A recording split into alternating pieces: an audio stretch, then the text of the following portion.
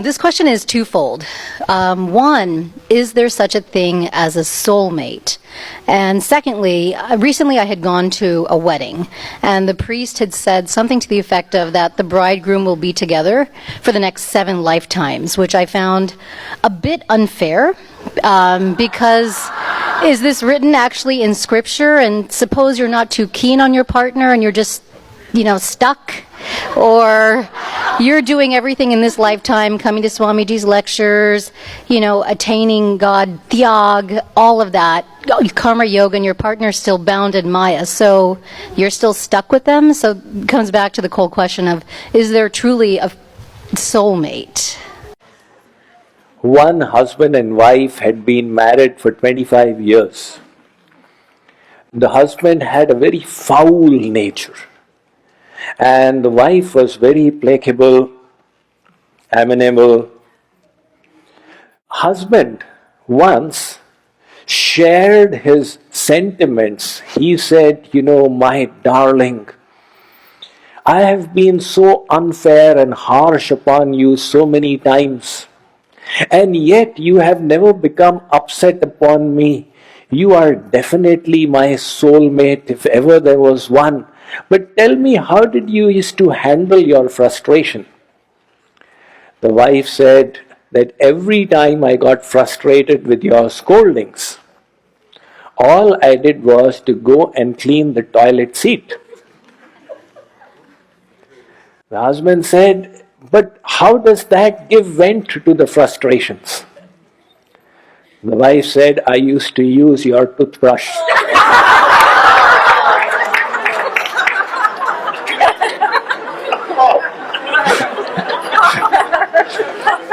So, it's always good to believe that you have found the soulmate, but that's not the reality. The soul is eternal. And these worldly relationships are of one lifetime. A soulmate would be one who is eternally with you. Now, the problem with the worldly relationships is that we have the 3 gunas, the mode of goodness, passion and ignorance, sattva, rajas and tamas.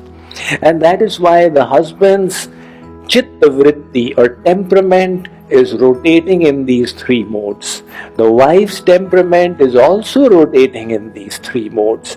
It is only natural that from time to time there is going to be conflict, from time to time there's going to be disagreement.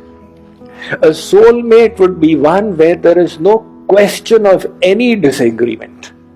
Alright? Plus, no matter how much they try, they cannot rise beyond selfishness. The only person who can rise beyond selfishness is one who has achieved the bliss of God, because then the self-interest is realized. That person can love selflessly. Everybody else, they may say wonderful things. Tum to hamare pran pyare ho. Right? You are dearer to me than my life heirs. They may say such things, but when supposing 2 lovers are sitting, saying to each other, Tum to hamare pran pyare ho, just throw a rubber snake between the 2 of them. Not an actual snake, just a rubber snake. And then see how they run to save their own pran. To hell with the pran pyara. Everybody loves their own body, their own life heirs, their own soul. So the real soul mate is God. The word in Sanskrit is sambandh.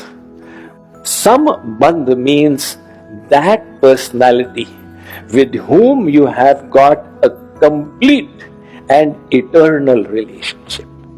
So our soulmate is God, whether we realize it or we don't realize it. Nevertheless, in the materially conditioned state, if you can find a partner who helps you, if the 2 of you can help each other along this journey To a reasonable extent, you can say, all right, maybe you are not soulmates, but at least you are partners on the journey.